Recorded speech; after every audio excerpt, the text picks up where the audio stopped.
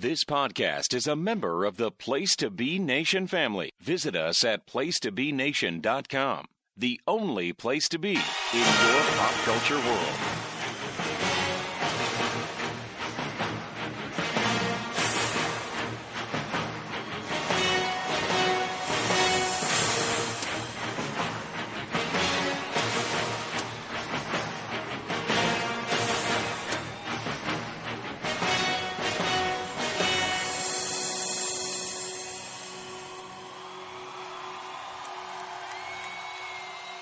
Place to Be Nation Pop, welcome to another edition of the Sellers Points podcast. I am your host, Russell Sellers, and I am joined, as always, by my illustrious Ginger Bear co-host, Mr. Kelly Poole. How you doing tonight, Kelly? I'm good. And thanks. And as always, you know, we are the absolute best at what we do, but I got somebody on the show with us that hadn't been with us in a little while to talk about the true best in the world at what he does, even though that thing is not very nice. Mr. Ben Morse, how are you tonight, sir? Doing great, Russell. Happy to be back on the show. Thanks for having me. Looking forward to talking a little CM Punk. Yes, we are going to work in a little Punk reference, much to the chagrin of Vince McMahon. Maybe he won't guide us back away from the rant. He's going to tweet us about this one. Yeah, he's going to be blowing up our text and be like, "How dare you come on my show and talk about Punk? Don't you dare FaceTime him." But anyway, for folks that don't know, Ben is the editorial director of digital media for Marvel Entertainment, which makes him especially good to have on the show for this one. This is another Guide to episode, and it is apropos that Logan is coming out to theaters this weekend, so we are going to be giving you the Guide to Wolverine. So whether you're a new fan, experienced fan, maybe you've been here for a long time, we don't know. But this is for you. This show will be covering all the high points of what makes the old Canucklehead our favorite X-Man of all time. And with that, I'd like to just dive right into it. So I'd kind of like to give everybody at home kind of a taste of what made us each Wolverine fans. And Ben, since you are our guest, I would like to start with you. So what was your first exposure to Wolverine, and what made you a fan of him? Gosh, my first exposure to Wolverine is one of two things. It was either in the X-Men arcade game, where he had adamantium laser claws, which was a slight upgrade from his usual adamantium claws, or of course, the X-Men the Animated Series, which really transitioned me in from being a casual comic book fan to being hardcore. And Wolverine was just voiced perfectly on that series and was such a great character. Always loved the costume. Always loved the attitude. As we go on in this episode, I'll talk more about why Wolverine's such a great character, why he's so great to work with. But, as a kid, I really just, I caught on to the normal things that would catch on with Wolverine. I was more of an Iceman kid, and I liked Gambit from the animated series a lot. But Wolverine was like the one you just accepted was cool. It's like with the Ninja Turtles, you always had your favorite Ninja Turtles, but you knew Michelangelo was the coolest, whether he was your favorite or not. Like Raphael was my favorite, but I knew Michelangelo was the coolest. It's like with X-Men, like I could like Gambit all I wanted, but I knew that Wolverine was the cool one. He just he possessed a certain swagger and just the attitude that as I grew into an older fan, I'd really start to appreciate so many aspects of. Oh, absolutely. I relate to quite a bit of that. Though we all know that Donatello was the true boss of the Turtles. But, no, but I digress. Donatello does machines. Yes, and he is perfect at it. But I mean, we all loved Raphael. I mean, I think we all gravitated that direction. But Kelly, what made you a Wolverine fan? What is it about the old Canucklehead that you love? Well, basically, I was an X-Men fan, and in my early teens, around 13 or 14, I started realizing that I wanted to go after first appearances. I was kind of setting up what I wanted to collect, and of course, the X-Men was my group. So, and mind you, this was before the internet and before, I figured out, I ended up finding this one was like a guide to the X-Men, and it had everybody's first appearance where they, and it was Hulk 180 and 181. And for Christmas one year, I asked my parents, I said, this is what I want. I want these two issues. Because, I mean, at the time, it's going to show you how dated it is. They're like, I think $35, $40 a piece. So about $80 for 2 books, which now, I mean, those 2 books are way more than that. But his first appearance in those books was what I thought was really interesting. And I started reading a lot of history. You know, ended up getting another book on the X-Men, and it told a little bit about, from the writer's standpoint, and how, you know, little weird pieces of trivia that I picked up, like initially they had, the idea was to have the claws on the gloves, you know, that he just had a healing factor or whatever, but they didn't like the idea that the gloves could be taken from him or whatever, and that, you know,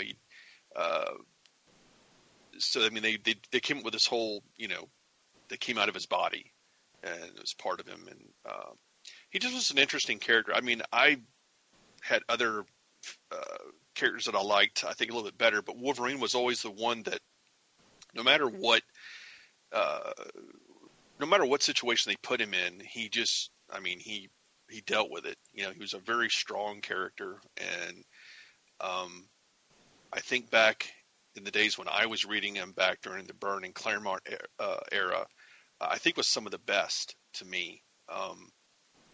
Just his interactions with Colossus and Nightcrawler were always really, really good. I loved the camaraderie between those 3 characters, and I don't know, Wolverine's just, he's one of Marvel's biggest characters, and he has started. I mean, I believe, you know, as far as, you know, top tier, Wolverine's one of the top tier characters that Marvel has, and I think he's good. He's a good character, you know. And for folks that are interested in more Claremont Byrne era X-Men, you can go and listen to Todd Weber's Conversation Comics, where he and our good friend Tim Capel are breaking down the entire run issue by issue. And it is truly something. Ben, I'm telling you, if you hadn't listened to that, man, that is some entertaining stuff. How many issues do they do an episode? They're usually getting, like, they can get up to like 3 or 4 nice. in an episode, but it just kind of depends on the density and how much of a rant they get on about it, because it's color commentary and is easily one of the most entertaining things I've ever listened to. All right. But that being said, like, my first exposure to Wolverine is actually very similar to yours, Ben. I didn't really know much about the character until X-Men the Animated Series in the 90s. I mean, I hadn't really read comics with him, but that show opened up not just him, but the entire X-Men to me. But I would say the first X-Men comic I ever read was actually X-Men Volume 2, number 18 by Fabian Nicieza and Andy Kubert. And that has this just awesome cover with Omega Red battling the Blue Team on the cover, of what would be called the Blue Team at that time. And of course, that turned out to be more of a Colossus story, as he's kind of the centerpiece. But like Kelly was talking about, he had these like great interactions with Wolverine and the rest of the team. But when I saw Wolverine, battling this guy with like crazy tentacles on the cover, I was like, I've got to get this. This is amazing. And I read that comic. It was one of those few comics I had as a kid, and I read that sucker until the cover fell off. I'm actually kind of heartbroken I don't have it anymore. But that story like grabbed me. I was like, man, this version of Wolverine in the comics is exactly like what I'm seeing on the screen, and I need more of this. This is the character that I'm going to gravitate to, and he very quickly became my absolute favorite character on that show. And I've had an on again, off again love affair with the X-Men ever since, as most tend to do. But speaking of that, let's talk a little bit about the exploration of who Logan is and the best exploration of his past. And I think there are 2 stories that people can kind of gravitate to or kind of look at that tell you what you need to know about Logan. And those are Weapon X by Barry Windsor Smith on writing and art. And then there's the somewhat newer version called Origin that was published in 2001-2002 by primarily Paul Jenkins, and also featured art from Andy Kubert. So, Ben, I'd like to start with you on this one. Between these two stories, I'm pretty sure you've read both of them. Yes. Of these two, which one do you feel like explores who Wolverine is and gives the audience I would guess a quote-unquote better story? They're both great stories. I think the thing about Origin is it's almost like to use a wrestling terminology, it's the swerve is the story. Yeah. Is that you are introduced to a bunch of characters, and the one that you assume is going to end up being Wolverine is not. And there's a certain brilliance to that. There's a layered amount of storytelling in Origin. And of course, the art is gorgeous by Andy Kubert and Richard Eisenoff. And it's an interesting way to go.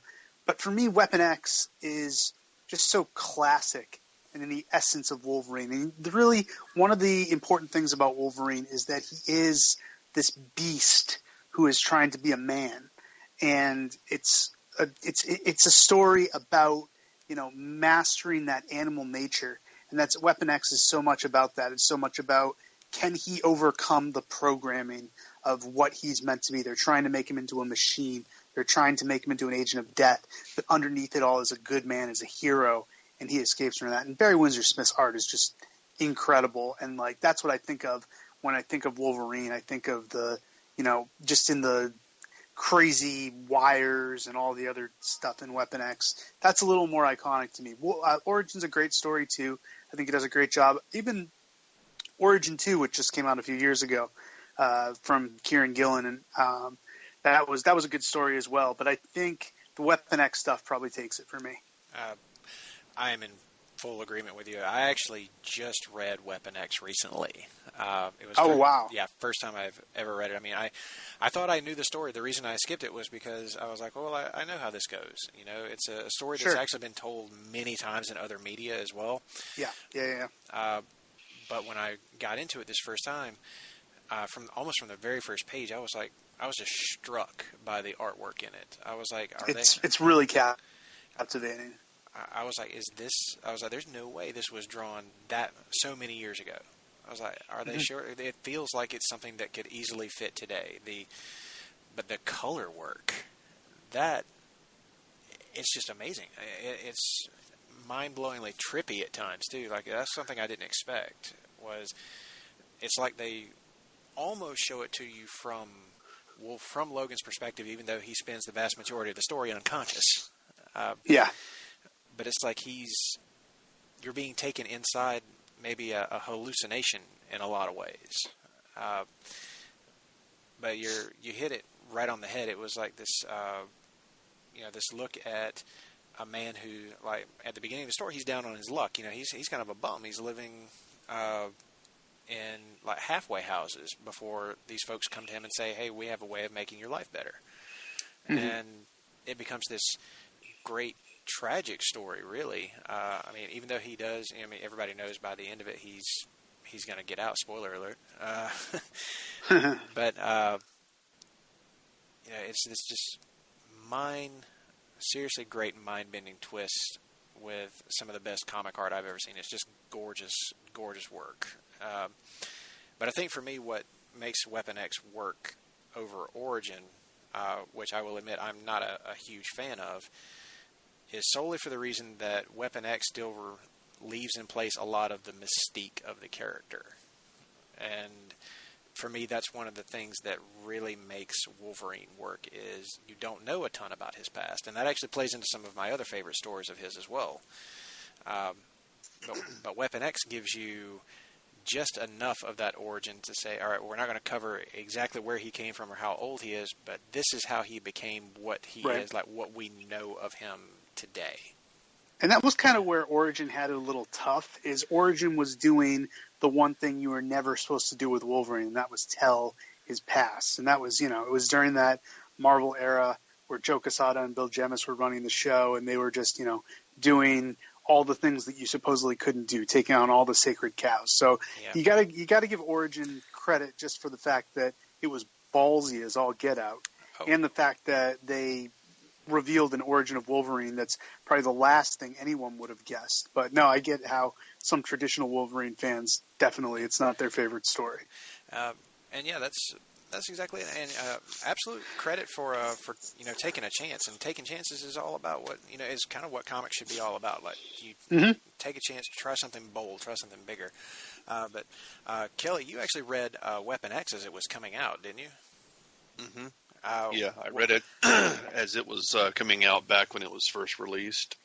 That's right, Kelly's. Yeah, I'm up there.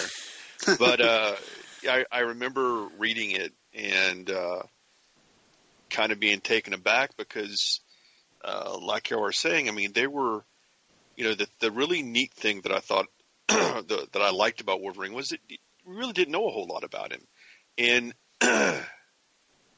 at that time in comics, at least from my perspective, I didn't mind that. It didn't occur to me, for them to do a story and start laying the background for him and doing some more character development. And when I started reading the series, and I was like, wow, why didn't they do this sooner? It kind of struck me as like this. Wolverine, we just know him as Logan, we know him as Wolverine, and that's it. We don't know a whole lot more. And here we are, we're seeing basically his a part of his background being told. And it was just really, I mean, for the time, I remember talking to my friends of the day, and we all were in agreement that, the character, as far as Wolverine goes, he became more popular to us. He became more intriguing because we were seeing this is how he got his adamantium. This is the project that set him up. This is what, they were trying to build this super soldier to some extent, not unlike Captain America, but something that could be controlled and used as a weapon. And it just, it gave you some more about. You start looking at some of the stuff that Claremont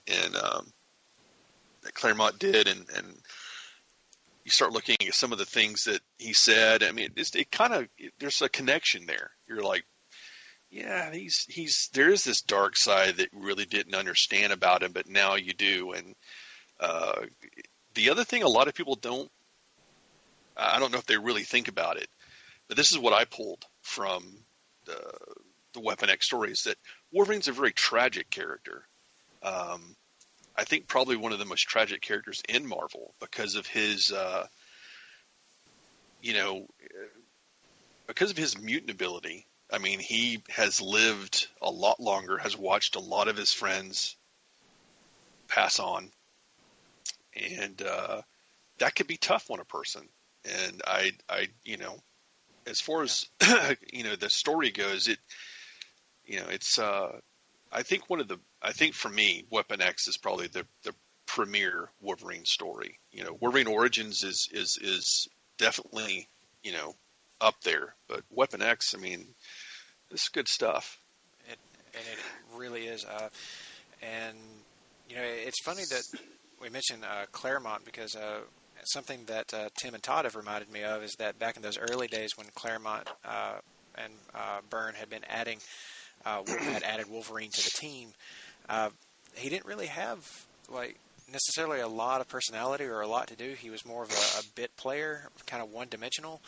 But then stories like Weapon X, and then another story we're going to talk about a little bit later, came in and added all this depth to him, and that's what really pushed him into the stratosphere, I think, for a lot of people, by filling in some of those gaps. But Ben, right. Ben, I think you were about to add something there, right? Yeah, no, I think another thing that let's not overlook about Weapon X is it was a very adult story. Oh yeah.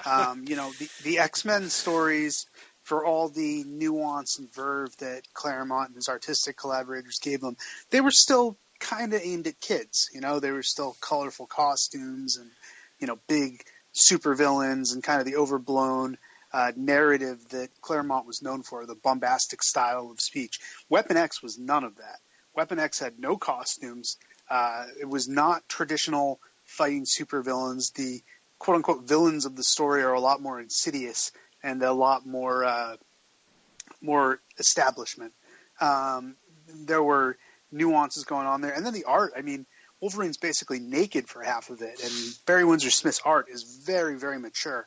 So I think it was the start of the telling of very mature Wolverine stories, and I think Wolverine became more of a character. The kids loved him, like I said, for the fact that he had flashy claws and he had a cool costume and he was a badass. But this was where the adults really started to latch onto all the stuff you guys are talking about, the tragedy of Wolverine, the free will versus being programmed. All that stuff really started with Weapon X. It absolutely did, and that was another thing that struck me in my recent reading is that, man, this was really bloody. It was, and it was the first time that I could remember seeing a Wolverine story like at this time in his publication history that really took him on like that. Because, like you said, Ben, there were a lot of X-Men stories around that time, but none of them featured Wolverine straight up like eviscerating someone with those claws.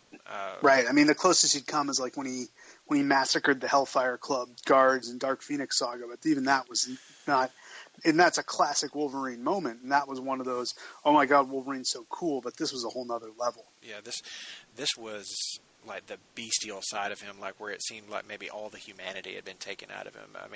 That scene, even when he's not even killing a human, is when he decapitates a grizzly bear in one strike.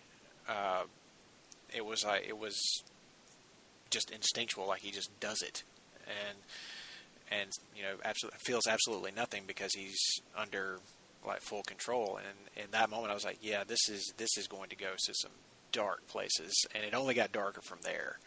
And that I do have to give him a lot of credit for that the twist at the end. I didn't see that coming. I thought I would. I thought I knew what the story was going to do and how it was going to tell it. But there's a little twist at the end, or near the end, that they got me, man. They totally hooked me in and flipped me like I was reading it with no knowledge of the character whatsoever. And man, it brought back all those old feelings, whenever you were a kid and you were reading comics for the first time and not knowing what's going to happen. But I'd say that's a pretty good exploration of Logan's past. So final word on this, gentleman, Weapon X or Origin? Ben? Weapon X. But credit to Origin for what it was. I think Weapon X is just a great story. I think Origin has to be graded on kind of a curve by what it was trying to do, but sure. Weapon X ultimately. Kelly? I agree. Weapon X, and Origins definitely has props to it, but I feel Wolverine Origins.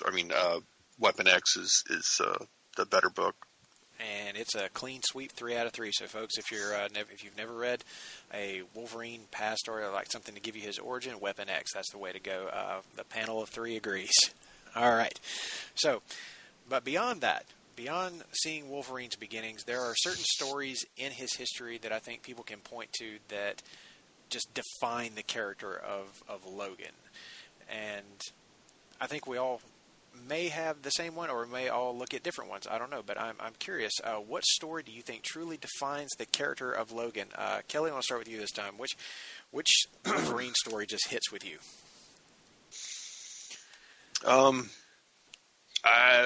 Old Man Logan is the one that I'm a huge fan of,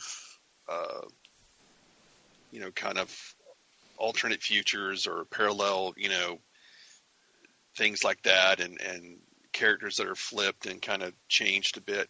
Old Man Logan just gave me more of that,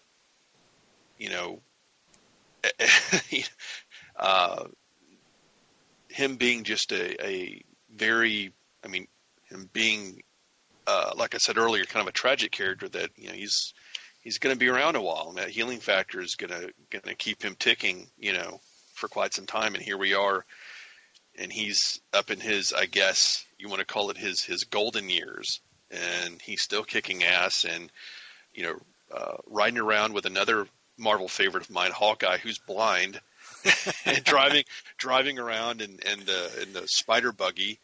It just, I don't know, it just hit all the marks for me. I mean, I enjoyed it. It just, and it totally has stuff you could only do in a comic, like a venomized T-Rex.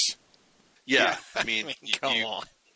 I mean, it's like I said, it's that alternate, parallel kind of world where this is what happened, and everybody's dead, and there's just a few people alive, and of course Wolverine's going to be one of them. I mean, why wouldn't he?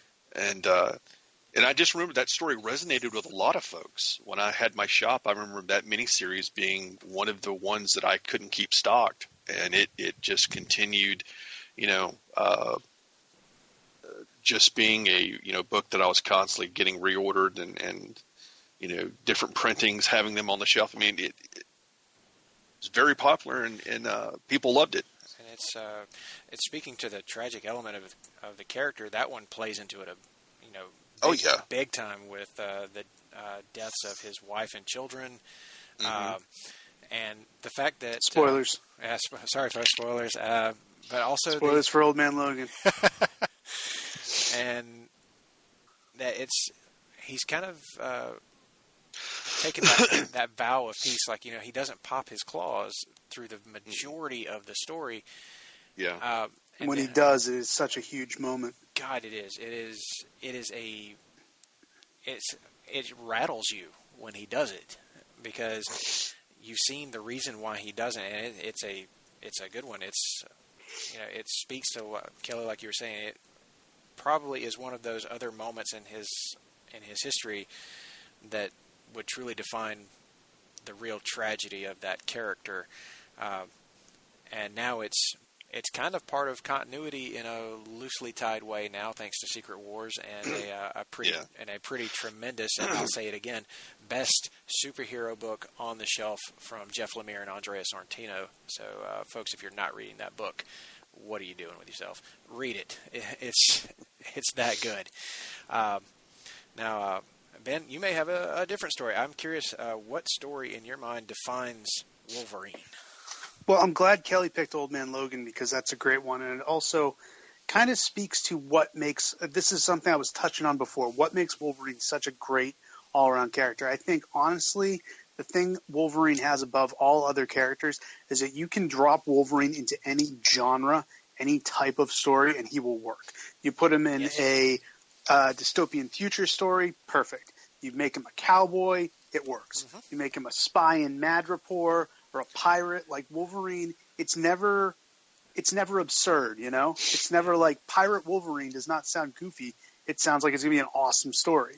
And to me, that all started with the original Wolverine limited series by Chris Claremont and Frank Miller, where they took him to Japan, explored his relationship with that country. Like, really, they had alluded to it in the past. Claremont had alluded to the fact that Logan had a history in Japan, but this 4-issue series with his love affair with Mariko first gained hold there, and that's still my favorite love interest for Wolverine. I don't, sorry, Jean Grey fans, but I think Mariko Ishida is just such a cool, complex love interest for Wolverine, and just showing him as this reluctant Ronin, this samurai, and his, he drops him basically into a Japanese crime film. Not a lot of costume drama. Not a lot of big flashy fights, but just dark, gritty, the same way we were talking about Weapon X, and the art, of course, by Frank Miller, just top-notch, incredible stuff. But it was the start of Wolverine becoming this multifaceted character who could work for anything, and that's when I think he transcended being just a cool member of the X-Men to being one of the greatest characters of all time. Co-signed. Because that was absolutely my pick as well. I think that series, that little 4-issue mini, and the X-Men tie-in issues that came after it. For sure. Those are drawn by Paul Smith, right? Yes, and they are. And conveniently, if you buy the collection or the collected edition now, you get all of it. You get those X-Men issues too, because that's how I read the story the first time. I read it in a trade about 4 years ago, and I was like, man, the dialogue's a little dated because it really does feel like a product of its time. But man, that Frank Miller art, it defined Wolverine for like the next 30 years after it. Yeah. I mean, you can look back because that came out in like 82, and you can look back at that and how Wolverine is depicted there, how he's defined artistically as well, and then look at his subsequent appearances through the Jim Lee era on into the modern era, and it all calls back to Miller. And we've said it before on this podcast and on others on Place to Be Nation Pop, but Frank Miller is a really tough act to follow, so most people just try to emulate him. And I think this story is another prime example of that. And like you were saying, Ben, I love seeing Wolverine as that Ronin, the samurai without a master, the one who's trying to find his way in the world and try to get some of that past back. And it's not to say that there aren't some really cool fight scenes though in the book, because he takes on literal ninjas on the streets of Japan, and it is awesome. Some of my absolute favorite comic fight scenes have been drawn by Frank Miller, and I think this one might actually have some of my top favorite action scenes that he ever did. And you can kind of tell that while Chris Claremont was probably the main creative force in the story, Frank Miller's influence as far as in the writing is all in there too. If you're familiar with his work on The Dark Knight Returns or Batman Year One, you can kind of look back to this and see the beginnings of that. There is some parallel in there, and it's hard not to look at this and say that it is the definitive Wolverine story. So I'm going to leave it there and say that yes, this is the one, I think. But I'm also in agreement with Kelly that Old Man Logan is one of those classic stories that I think after you've read, if you were to read Weapon X and then read that Chris Claremont, Frank Miller miniseries and then read Old Man Logan, I feel like you've gotten a really good picture of who this character is at the different points in his life. But that said, a hero is only as good as his villain. So we gotta name off who Wolverine's greatest nemesis is, and I think I know who it is. I mean, at least in my view, anyway, it's got to be Sabretooth, right? I mean, I think that's the rivalry that's been built, and it's funny when you think about the fact that Sabretooth didn't start out as a Wolverine villain.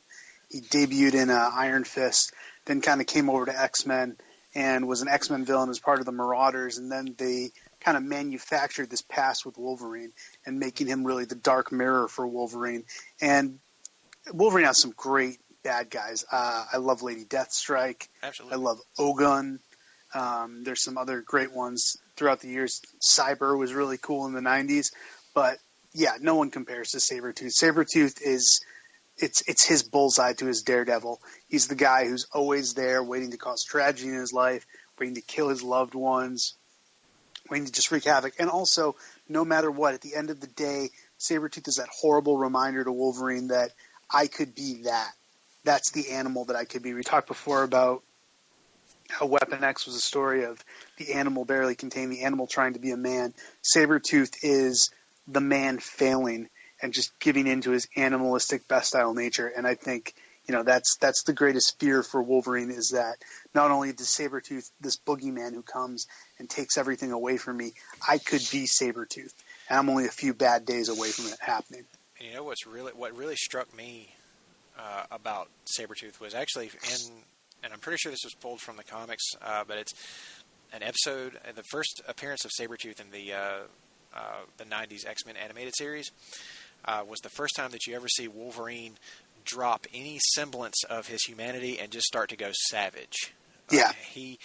It just drops just in his presence, just from Sabretooth being there. He wasn't even trying to necessarily pick a fight with Wolverine, but Wolverine just goes right at him.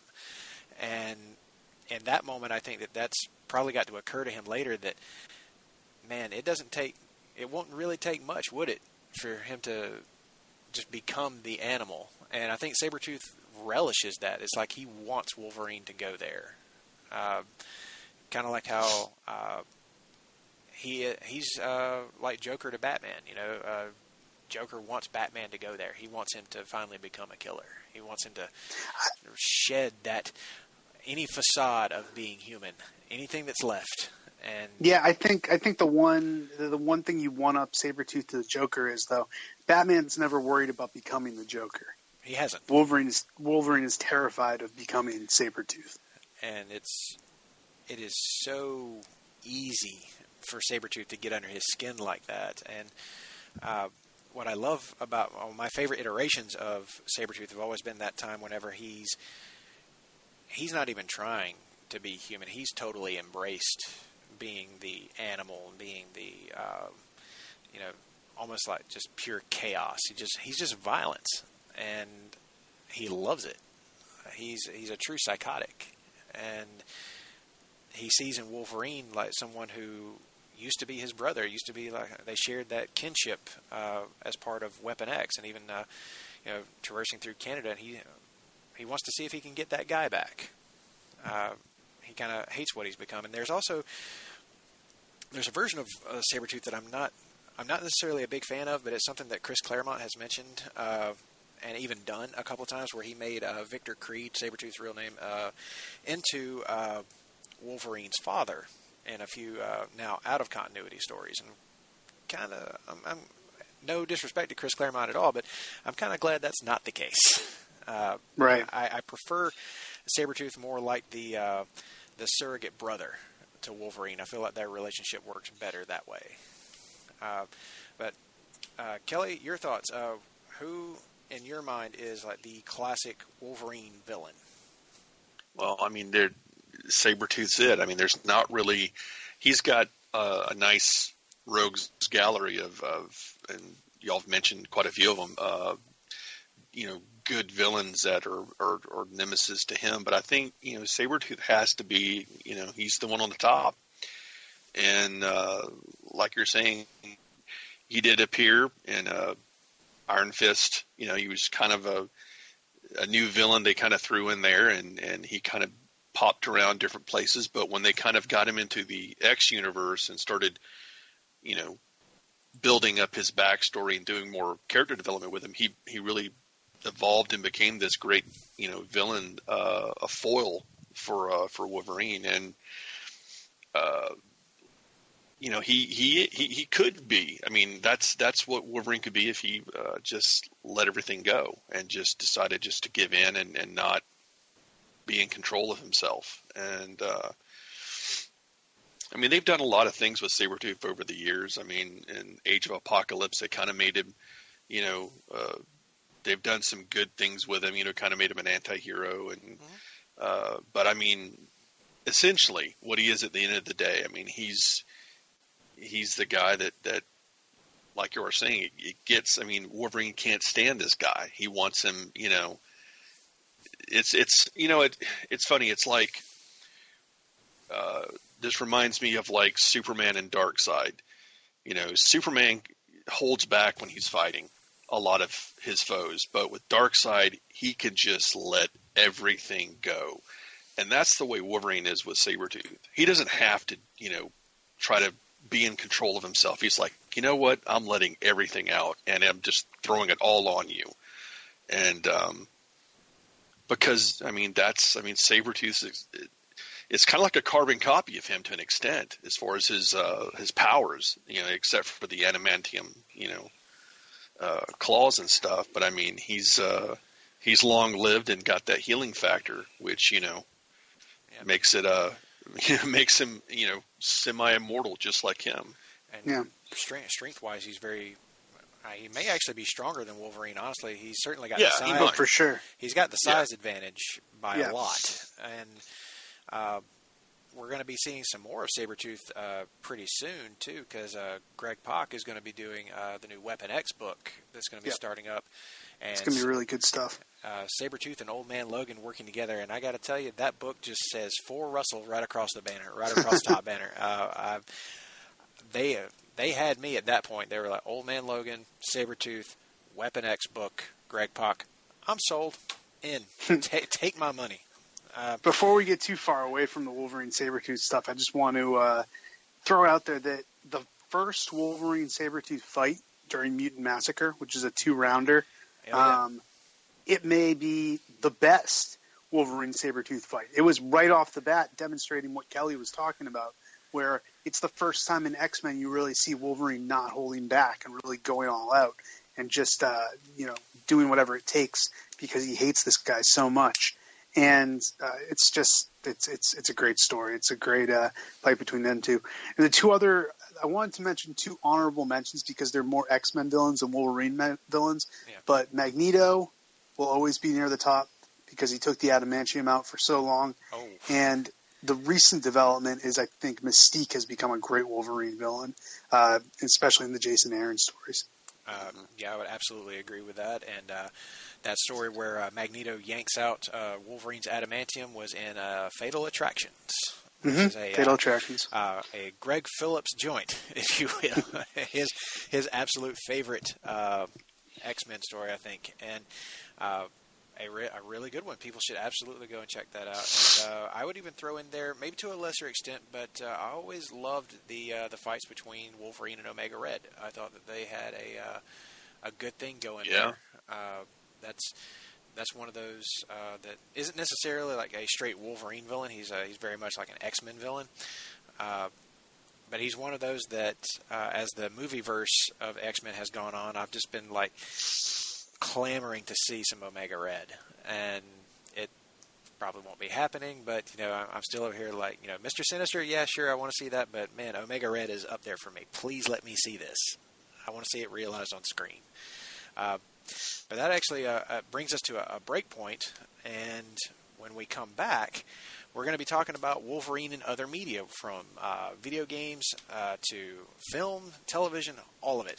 So you guys hang with us, and we'll be right back to talk about everyone's favorite X-Men. Here. I just want to make sure you're all subscribed to all of our great feeds here at Place to Be Nation. Now, it's really easy to do. Just head to iTunes or your preferred podcatcher app today and search for and subscribe to the Place to Be Nation wrestling feed, Place to Be Nation pop feed, Pro Wrestling Only feed, and, of course, the Kevin Kelly Show feed, which includes the full archives of my podcast. Subscribe, listen, and then rate us and leave feedback today. And, of course, as always, enjoy all the great action of Ring of Honor Wrestling and everything presented to you on PlaceToBeNation.com. PlayStation's JT Rosero here, and I want to let you know that we have a ton of great podcasts available to you on iTunes, Stitcher, Google Play, and PlayStationNation.com, and we offer them to you across 2 great feeds. On the PlayStation Wrestling feed, you can check out Scott Criscolo and me on the Mothership, the Place to Be podcast, with our famous Vintage Vault pay-per-view reviews. PTBN also covers current-day wrestling with the smash hit Clotheslines and Headlines, our steady veteran main event, and the beloved monthly pay-per-view reaction shows with immediate feedback on all pro wrestling super shows. We live wrestling's past with our monthly pay-per-view rewind series led by Ben Morse, the always contentious Dangerous Alliance podcast, and Survey Says, a fun look back at the good, bad, and ugly of WCW. On our very popular Place to Be Nation Pop podcast feed, we offer such great shows as the Glenn Butler Podcast Hour Spectacular, Rank and File, NBA Team, Lucha Undead, Geek and Sassy, and a veritable podcast heaven for comic fans with hard-traveling fanboys, Sellers Points, Todd Weber's Conversation, and Imaginary Stories. Subscribe to both of those feeds on iTunes and rate and leave feedback for us as well. All of these shows, plus others, available at PlayStation.com, where we cover pro wrestling, sports, movies, comics, plus tournaments and more. Be sure to support our site by using PlayStation.com/Amazon when doing your online shopping, and download our free Place to Be Vintage Vault Refresh ebooks via the links on the right-hand side of our site. We also want to thank our friends at Bonehead's Wing Bar in West Warwick, Rhode Island, and Fall River, Massachusetts, TheHistoryOfWrestling.com, and Scott Keats' Blog of Doom. Be sure to follow us on Facebook, Twitter, Instagram, and Tumblr as well. PlayStation.com, the only place to be in your pop culture world.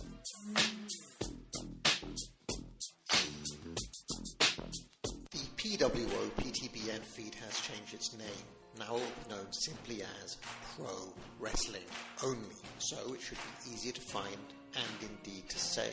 All of your favourite shows are still here, including Where the Big Boys Play, Letters from Kayfabe, Titans of Wrestling, Tag Teams Back Again, This Week in Wrestling, and many, many more, including a full archives of tremendous content.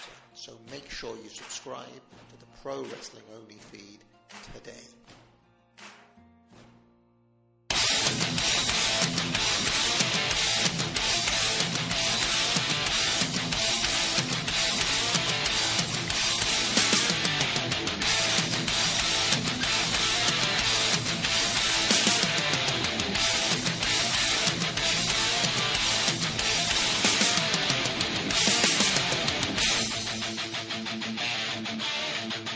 Welcome back, Place to Be Nation Pop, to the Seller's Points Guide to Wolverine.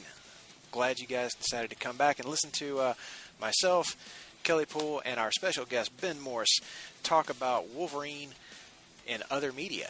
We talked about the comics in the first half, and now we're going to get into it with some of our favorite appearances of the old Canucklehead in video games up first. So, guys, of Wolverine's video game appearances, which one is truly the best there is at what it does?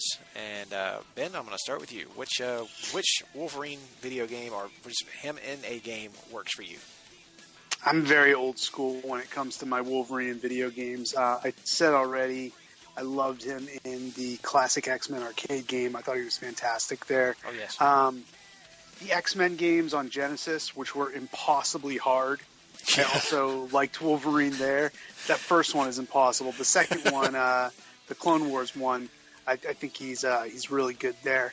And then in terms of his more modern appearances, I definitely enjoyed Wolverine in Marvel Ultimate Alliance and Marvel Ultimate Alliance 2. He's a great time there. I haven't played a lot of the more recent X-Men games, so I don't really have a full... I know that there was a Wolverine solo game that was much better than the movie. But yeah, I'll just give me the classic stuff. Give me the old school brown and tan or yellow and black costume. I'm all about it. And say, you know what? That brown and tan costume is actually my favorite look for Wolverine. I'm not a big guy. I'm not big on the blue and yellow spandex.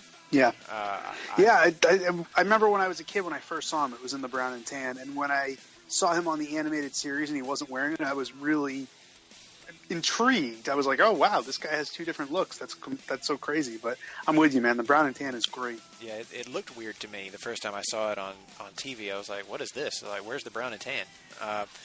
But Kelly, what if any Wolverine appearances in video games really worked for you? I did play some of the ones on the Genesis, and they were ungodly hard and kind of made you, after a while, it's like, I don't want to play this anymore. No, I'm they done. weren't fun. But I think the one that I really got into was called X-Men Legends. It was kind of like a Diablo style where you had you couldn't, you could pick your team and kind of pick what characters you wanted to have in it. I mean, you had to have Wolverine there, and you leveled him up, you got him skills, you did this, and I really enjoyed that. That to me, because I love role playing games, so that to me was one of my favorite. And I think they did a Legends too. I think they did a part 2. So that would be my favorites. The Ultimate Alliance games I was talking about, Kelly, that's basically X-Men Legends, but with the entire Marvel universe. So if you've never played those, they're a lot of fun. And they're actually packaged together as a nice little bundle on the PlayStation Network now. If you, I guess another one would be the Marvel game that they have out. It just eludes the name, but it's real popular, and it's more of a Diablo style. And you could buy characters. You can unlock characters. That's another one. I mean, if you're playing that game, Marvel Heroes. Marvel Heroes. That's it. Yeah, Marvel Heroes. Yeah, you got to have Wolverine in your group of characters that you've unlocked or either you bought. Absolutely. And I guess I'm kind of like you, Ben. I go a little more old school, but I was a Super Nintendo kid, and for me, it's X-Men Mutant Apocalypse. Yeah, that was a good one. Side-scroller, beat 'em up, very much like that old arcade style, the old X-Men arcade game. It was in that same vein, but I would say done a little bit better because it's done by Capcom. And man, They did a really good job of making Wolverine fun to play. Just pop the claws and go for it, you know? Yeah. And there's another one that I only played briefly, and shouts to Greg Phillips again for reminding me of this one. The X-Men Origins video game, the Wolverine game. Yeah, that's the one I was talking about earlier. Yep, that's the game that was better than the movie. Absolutely. I was looking at some YouTube stuff of that again today to kind of remind me of what that was like, and I was like, man, this was so much better than what the movie turned out to be. The people in charge of the game should have been in charge of the movie, and it would make you feel like Wolverine. It's just a classic. It's a slasher. Cut everybody up to just absolute pieces. It's just fun. It's just fun to destroy things. I mean, it is a PS2 game, so it looks a little dated. But man, if you were going to play just like a straight Wolverine solo game, that would be the one. And then there's also some of the fighting games. Wolverine's been done pretty well in those, like X-Men: Children of the Atom, another Capcom fighting game. Which Marvel vs. Capcom. Absolutely. Those, I was a Street Fighter fan growing up, so when they started doing those, I was just starting to get away from fighting games, but going back and playing them a little bit more recently, man, those hold up. Those are still fun. And playing as Wolverine, he's got kind of a little bit of a Blanca moveset set in him. He kind of moves a little bit like that because he's so low to the ground. But yeah, just absolutely tons of fun to play every one of those games, and co-signed absolutely on X-Men Legends and Marvel Ultimate Alliance. Huge fun playing both of those. But moving on from that, it's important when you're portraying Wolverine that you get the voice right. Be it in video games, be it in animation, it doesn't matter. You've got to have a good voice actor to really nail it. Now, which actor do you guys hear when you're reading Wolverine? Because we all do it. We all hear a voice in our heads of what the character sounds like. So who does Wolverine sound like to you, Ben, whenever you read him? I mean, it's always the classic 90s animated series. I don't think there's even a question for me. There have been some great people to play Wolverine. I think the guy who voices Hulk on a bunch of Marvel shows has done it most recently. But I think, and I'm stretching here, this is pure muscle memory here. I believe the gentleman who voiced Wolverine in the X-Men 90s cartoon was named Cal Dodd. That is correct. I'm right on that one. Okay, so Cal Dodd to me is just the guttural roar that he had underneath everything he's talked about. It was almost like Randy Savage-esque, actually. Yes, it was. And it works so perfectly. Just the attitude he had whenever he talked to Cyclops, or when he do the growl. It was perfect. That will always be the voice I read Wolverine in, no matter how many years have passed, no matter how many people played him. All due respect to Hugh Jackman, who has nailed him on the big screen. I do not hear Hugh Jackman's voice when I read Wolverine in the comics. I hear Cal Dodd's. Co-signed. Now, Kelly, for you, who is it? Who's in your head? I would have to agree. I think the X-Men animated series pretty much, because I watched that too. I was, a big fan of it, and I think any kid from the 90s, and I was, grown up, in my early 20s at the time, but still I was a, huge comic book fan, and seeing that was awesome, because the only other time that I got to see the X-Men was, I think, their very first appearance on television back in the day was on Spider-Man and His Amazing Friends. And they did have an X-Men episode, and they had Wolverine, and he had an Australian accent. And back in the day, we thought that was the coolest thing in the world, because we got to see them on the little screen. But as we got older, and we look back at it, and the nostalgia part dies, and it's like, that's horrible, But for the time, the X-Men animated series is definitely the voice, We all go back to that horrible... Points to Australian Wolverine, though. He was also in the Pride of the X-Men one-shot animated series. That was a really, for its time... Really well done. Really well done. The animation was beautiful for its time, and even kind of still holds up to this day, but I guess it didn't hit its mark for doing a cartoon series. It gave us the arcade game, so I was pretty happy with it. And though even the voice acting was good on that show. I mean, they didn't get all the accents right. Again, Wolverine was Australian, but he sounded pretty badass still. Oh yeah, yeah. And I'm totally with you guys on Cal Dodd, because I actually go between him and one other actor. Steve Bloom is a very that's what I was thinking of. Very close second for me. He did the voice on X-Men Legends and Ultimate Alliance. But one other important one he did was the unfortunately largely missed animated series Wolverine and the X-Men in 2009. And spoiler alert, in the next episode of Sellers Points, Kelly and I will be looking back at that series in our next episode of Missed and Maligned. Because we are going to continue this wonderful Wolverine month that we've got going on in conjunction with our brother show, Hard Traveling Fanboys. But we don't work nearly as hard as they do. They putting it in every week. But yeah, Steve Bloom is he has voiced Wolverine in so much stuff. I mean, we all look at Cal Dodd. We all remember him because that voice is just so iconic, and he did it for so many years. But just looking through Steve Bloom's resume, I was like, man, this guy, he is a hard worker. And honestly, I really feel like he has become almost, for me at least, almost as iconic as Cal Dodd. He's very close. Maybe not quite there, but is there a particular episode of X-Men the Animated Series that stuck out to you, Ben, that really defines that voice in your head?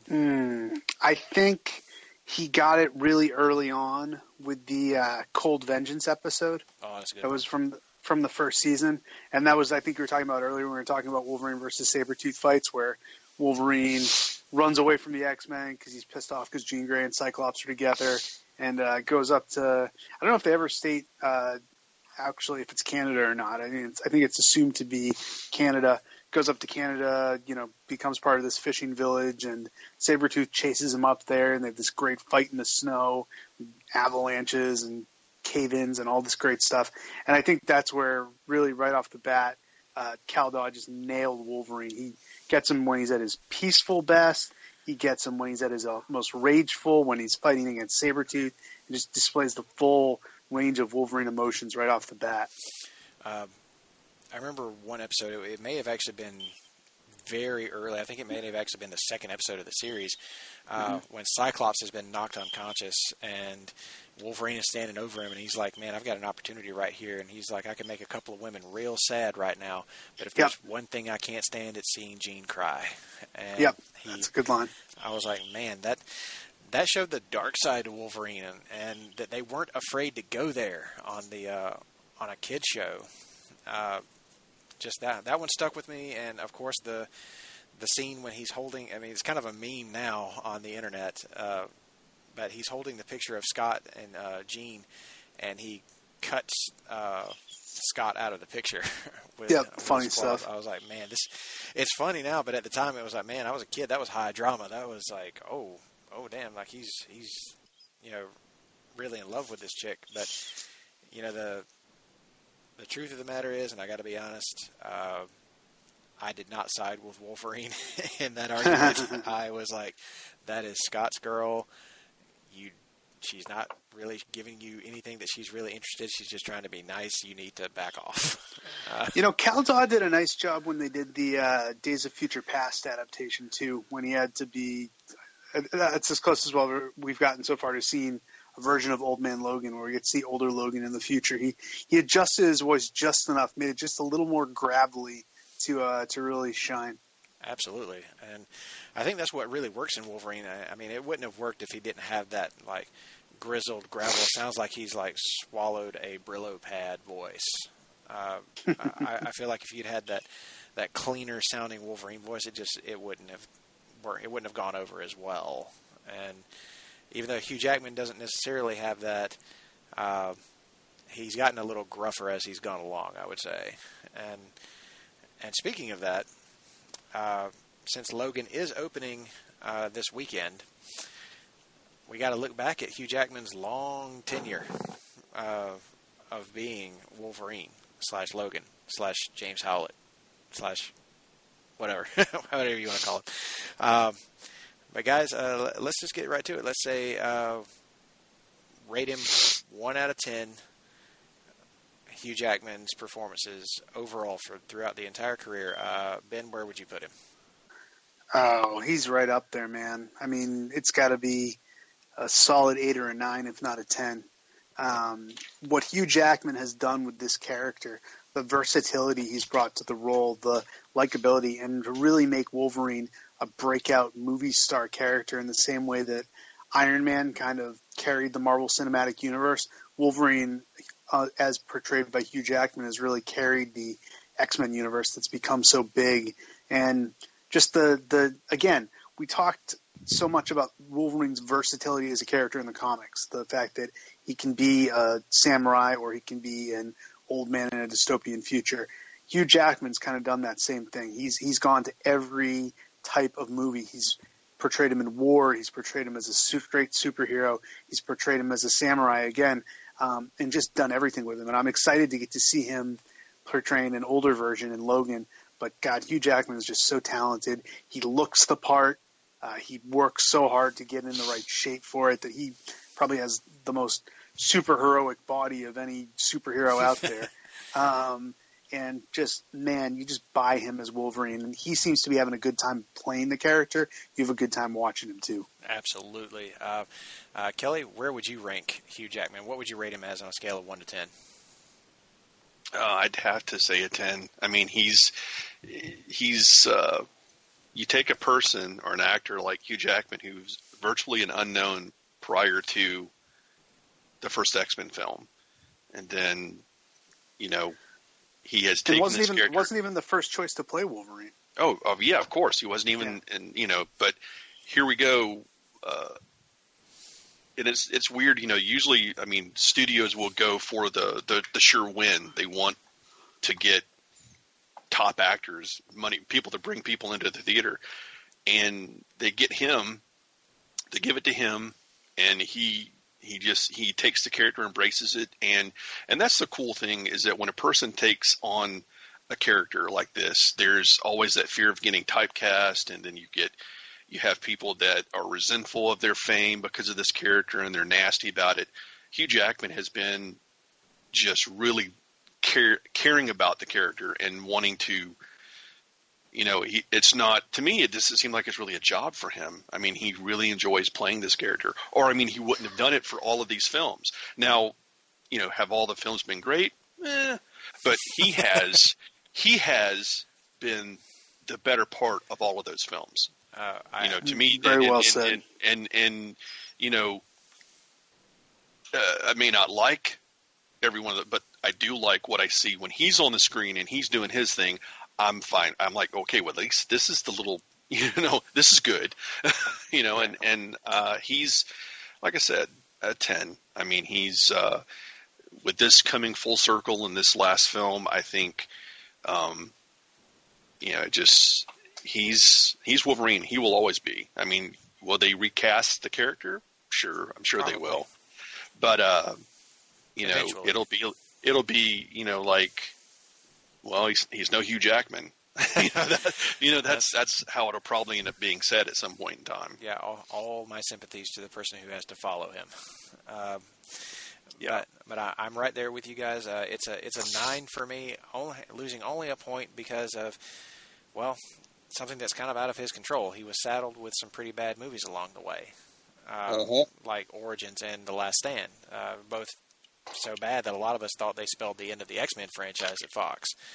But man, they came roaring back with The Wolverine and Days of Future Past, both of which had incredible performances from Jackman. Yeah, it's hard for me to pick my absolute favorite performance from him. But I would actually go with the Wolverine, the second Wolverine solo picture, because it's a picture of a man at the end of his rope. Mm-hmm. He has no way to die, and that is powerful to me. But But more than that, it like we mentioned before, the Claremont and Miller miniseries. That movie pulled heavily from that, and really dove into the past of this character and like showing us where he was in World War II,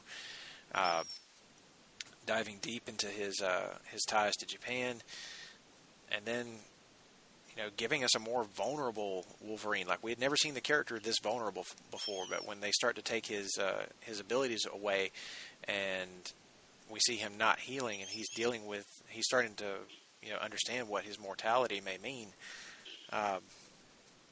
We see that side of the character, kind of a softer side of the character as well, and I absolutely love that.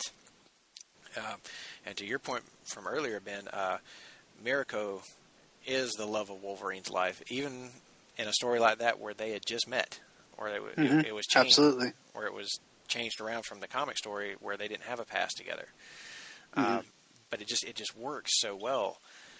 And on another note, that movie also has one of the funniest scenes ever in the history of Wolverine, when Wolverine goes to confront Mirko's fiancée near the end of the film, and chucks him out a window when he doesn't get the answer he wants. And Yukio asks him how he knew there was a pool down below, and his answer is a sneering, "I didn't." He's somewhat disappointed as he walks out of the room, knowing that. And I know that some people don't really dig the third act with Silver Samurai, but I was actually very entertained by it. And I didn't find it nearly as cumbersome or as irritating as others did. And I mean, come on, there had to be some amazing fights up to that point. That train scene, that's nuts. Yeah. That's freaking crazy. It's been too long since I watched the Wolverine. I gotta give it a rewatch at some point soon. Man, I was rewatching that train scene earlier, and I was like, dear God, I know that it's reliant heavily on CGI, but some of the crazy wire work they do during it. Man, it's nuts. It is so freaking cool. But all that said, let's talk about his last ride, Logan. We haven't seen it yet because at the time of this recording, it hasn't come out. But what are you guys feeling? How are you feeling about this one? Let's go with Ben. I'm feeling good, man. It looks really good. It's got the double tap of having both Hugh Jackman and Patrick Stewart giving maybe their last performances as these characters that they have just nailed so well for over the past decade, more than a decade. I'm really excited to see their version of X-23, whether they call her X-23 or not. Just the idea of Wolverine dealing with family, the idea of Wolverine dealing with mortality, like you said he was already dealing with in the Wolverine. Just some really interesting themes to explore. And again, like I said, the versatility of Wolverine is what makes the character so great. So trying him out in a different way is going to make him really good. And I can't imagine Hugh Jackman, who has brought so much to this character. Like Kelley nailed it. He doesn't seem like he's doing a job. It seems like he's just enjoying the heck out of life. I can't wait to see what he brings to his final go-around as this character. And all very good points. Kelley, how are you feeling about Logan? How's it look to you? The couple of trailers that I've seen, they look good. I mean, they really, he really looks haggard. I mean, you get that feel, just from the look of him and the look of Xavier and just the look of the settings, that everything's just worn down. And you feel this sense of just heaviness watching it, and seeing is it Laura Kinley or X-23? Yeah, Kinney. Yeah. She, seeing her is like, okay, well, here's this little person is going to maybe take some of that heaviness off. Maybe bring a little bit of, it's not just, I mean, it really seems heartwarming in a way. And it just looks like a really good film just from the trailer. And I think with this one being, and you have to take Deadpool set the stage for now. The movie the Hollywood has realized, oh, we can do an R-rated superhero film and it make money. So I think with Wolverine being rated R, we're finally going to see what we've always wanted to see him in his real element, and not just cutting up robots or, androids or, when he pops somebody, he's going to pop them. And that's exactly what, we've always wanted to see, because that's what he does. And I've been hearing from some folks who have seen the film already that the phrase "raining blood" at times is accurate. And this is that will be that'll be something to see, because we kind of saw it in a comedic way in Deadpool, but, right? But in this, it's like this is a super serious movie. It's crazy that it takes a movie like Deadpool. And don't get me wrong, I enjoyed Deadpool. Is he one of my favorite characters? No, but I went to go see it because I knew with it being rated R, it was going to be spot on, just like out of the book, and it was. Yeah. And it just, I was like, God, finally, Hollywood can wake up and go, hey, we can do this, and it'll make money. and hopefully they don't take from it, that. And I don't think they will. I don't think that they'll take from it that every comic book movie now needs to go for the R rating, because that's don't have to go there. You can. It's certain characters. It's like if you were going to do a Punisher film. Yeah, now, the Thomas Jane Punisher film from years ago, I really enjoyed, because Thomas Jane, I thought did a good job. I thought it was good. But if you're going to do a dark or a violent character that from the comics he does a lot of rough things, yeah, of course. It just makes sense. Yeah, it does. Like you get into those darker characters, and of course, there is actually an R-rated cut of the Wolverine on the Blu-ray. They have, I guess it's an unrated edition, but it's they add in the digitally removed blood when Wolverine is cutting people up, and they add a few extra minutes to the movie as well to kind of flesh some of that out. And it was like a little tease of what might have been had they been truly let off the leash to do a hard R Wolverine movie. And this is another thing that should speak to Hugh Jackman's commitment to making this movie the right way. He took a pay cut so that they could do the R-rated film, so that the studio could feel like a little less burdened by the possibility that it might not be a mega hit because of the R rating.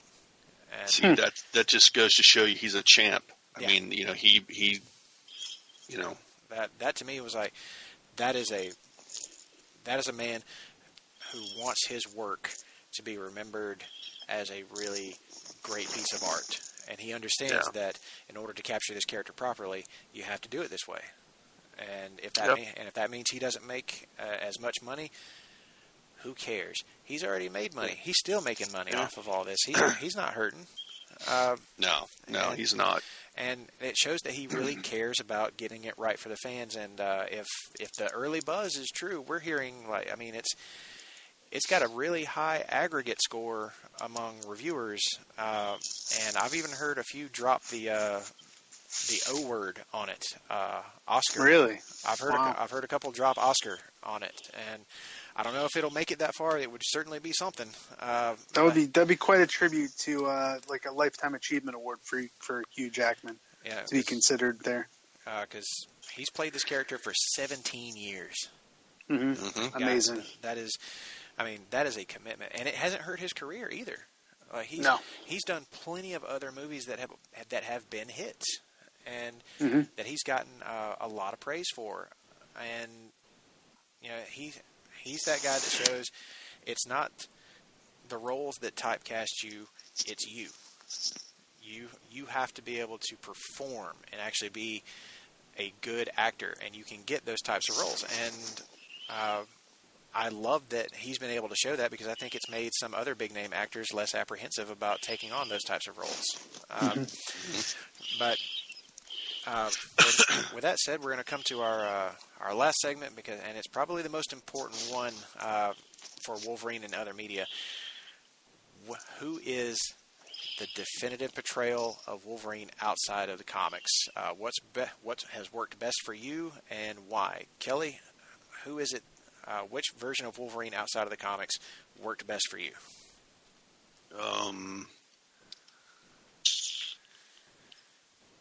So we're looking like, from the animated side or animated video games, television, film, all of it. Which one do you consider like the definitive Wolverine? Well, I mean, I guess, I'd kind of have to just go with the films. I mean, Hugh Jackman really, to me, is like I was saying, he's Wolverine. Will always be. It's like folks that grew up watching Superman and saying, George Reeves was, my Superman. I grew up with Christopher Reeve, and he's kind of the definitive Superman. I think Hugh Jackman, in all honesty, he's going to be the definitive Wolverine. So I'd have to say Hugh Jackman. All right, good one. It's hard to argue against that pick. Ben, for you. Yeah, sorry to be anticlimactic, but yeah, it's obviously Hugh Jackman. What I'll do is I'll throw in, because you talked about the Wolverine being your favorite performance that he gave. My favorite still has to go back to pretty early on, and that's X2. Fantastic was my very favorite Wolverine. It's my favorite X-Men movie, but it's my favorite Wolverine movie too, because you get to see Wolverine as a member of the X-Men, kind of as a member of the team, but also a really good solo story for him with all the Weapon X stuff and the Stryker stuff, and Hugh Jackman nailing it beautifully, getting to show the softer side with Rogue and Jean, and then the harder edge side when he's dealing with the Weapon X stuff. Just brilliant. Hugh Jackman all the way, though. It's hard for me to argue against any of that, but for me, it is going to be Cal Dodd's take from X-Men the Animated Series. Mm-hmm. That show made definitely a nostalgic. I'll agree with you in a nostalgic way. It is. That show made me a fan and cemented him as one of the greatest characters in comics, and for that matter, literary history. And as we said at the beginning of the show, and to kind of bring it full circle, he's the tragic loner that is a staple throughout history. The lone gunman who sometimes finds family in odd places, but is always weary that one day it's going to be taken away, and thus he keeps everyone at arm's length. But ultimately, he's the hero that so many of us can relate to because of his human side. And we all feel like we're undeserving of love at one point or another, and we all have those moments when we reach a point that makes us stand up and fight back, and we all wrestle with our more savage nature. I think Wolverine is a picture of that, and he, like Logan, is just the clearest representation of that beast we all carry around with us, and what it means to find the balance in ourselves. And let's be honest, who doesn't think about having razor sharp adamantium claws and the ability to heal from any wound to be full? That's just freaking awesome, right? That is one of those superpowers that everybody wishes they had. And for me, it was portrayed so well in X-Men the Animated Series. And despite the fact that we never actually see Wolverine really use those claws to their full effect, he pops them a lot, but I think that's what they mainly wanted it for, was so they could say, hey, look at this cool thing. He pops the claws, and then he puts them away and punches a dude. It's like, what? He tears a Sentinel apart with him every once in a while, but, other than that. But yeah, when it comes to the actual use of the claws as we, always pictured it, they finally did it with that action scene in X2. I'm glad you brought that up, Ben. Yeah. The scene in the mansion when Stryker's forces invade. Classic. And he goes berserker rage on them. Just tremendous. What a performance. Yeah, one of the best action sequences of all time. They had already blown my mind early in the movie with the Nightcrawler opening. And I was like, okay, it's going to be hard to top that. Through the rest of this movie. And then when they have Wolverine full on, I was shocked, legit shocked, when he full on stabs the dude, throws him up against the wall, and then with both hands goes in around the guy's armor and into his chest. I was like, oh my God, I've never seen this happen before. This is incredible. And he turns around, he's protecting Iceman in that scene, and the first thing he does is he turns around to check on Bobby to make sure he's okay, and then he just goes nuts on these guys. That scene when he stabs a dude through the top of his foot still makes me laugh. It's just one of those killer things. But yeah, but still for me, it is a nostalgic pick for the animated series to be it for me. But like I said, every time I think of the character, I always go back to that, and that it will always be that for me. And I'm pretty sure that when all is said and done, it may wind up being Hugh Jackman, later in life. So I reserve right to change my opinion later. But that said, guys, we're coming up here on the end of the show. So before we go, Ben, tell the folks where they can find you if they want to follow some more of your antics outside of this podcast. If you guys want to follow my antics, the best place to do it is on Twitter at Ben J. Morse, and that will direct you to all the stuff I'm doing over on Marvel.com. I have a weekly podcast called This Week in Marvel that I co-host with Ryan Penagos, aka Agent M. We host that weekly. It's available on iTunes, on SoundCloud, anywhere you can find it. Again, it's called This Week in Marvel. And just all the other stuff. I bounce around Place to Be Nation once in a while, but that's where you can mostly find me, over in the Marvel universe where I love to live. He's a busy guy over there. I follow his stuff, and always very informative too. Thank you. So you guys are, I love what you guys are doing over there, and we always appreciate you coming on the show and talking anything Marvel with us. It's my pleasure, man. And of course, you can continue following us by downloading the Podbean app and subscribing to the Place to Be Nation Pop feed.